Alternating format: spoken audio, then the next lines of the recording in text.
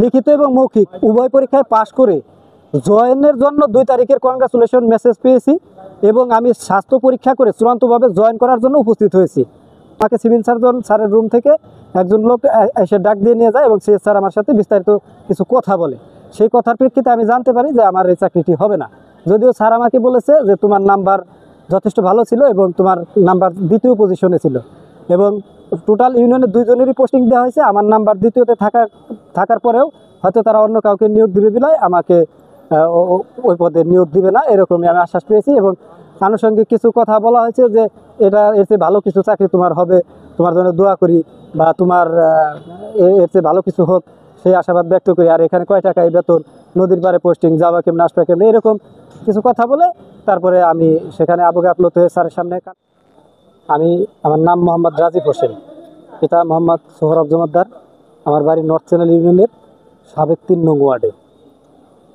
আমি Faridpur civil surgeon কার্যালয়ের 2024 সালের নিয়োগ মোতাবেক স্বাস্থ্য সহকারী পদে নিয়োগ প্রাপ্তি হওয়ার জন্য আবেদন করি।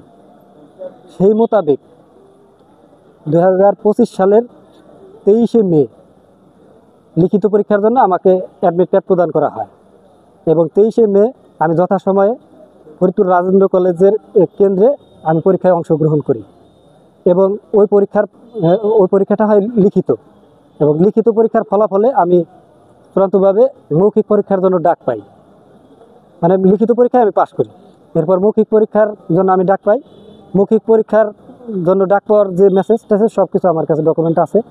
আমি এরপরে মৌখিক পরীক্ষায় অংশগ্রহণ করি 27শে মে, মানে মে মাসের 27 তারিখে, মঙ্গলবার 27 তারিখে অংশগ্রহণ করি এবং ওই মৌখিক পরীক্ষাও আমার ভালো হয়। সেই মোতাবেক সম্ভবত 29 তারিখ মানে শুক্রবার রেজাল্ট প্রদান করা হয়, মানে চূড়ান্তভাবে নিয়োগ প্রাপ্তির জন্য। তো সেখানে আমার রোল নং থাকে নিয়োগ প্রদানের জন্য, যে বাকি কাগজপত্র বা স্বাস্থ্য পরীক্ষা, পুলিশ ভেরিফিকেশন, এইগুলোর জন্য তথ্য ওখানে দেওয়া থাকে। তা আমি সেইভাবে স্বাস্থ্য পরীক্ষার জন্য সকল তথ্য উদ্ঘাটন করি। লিখিত এবং মৌখিক উভয় পরীক্ষায় পাশ করে জয়েনের জন্য 2 তারিখের কনগ্রাচুলেশন মেসেজ পেয়েছি এবং আমি স্বাস্থ্য পরীক্ষা করে চূড়ান্তভাবে জয়েন করার জন্য উপস্থিত হয়েছি। আমার সমস্ত কাগজপত্র জমা দিয়েছি। এর মধ্যে আমাকে সিভিল সার্জন স্যারের রুম থেকে একজন লোক এসে ডাক দিয়ে নিয়ে যায় এবং সে স্যার আমার সাথে বিস্তারিত কিছু কথা বলে।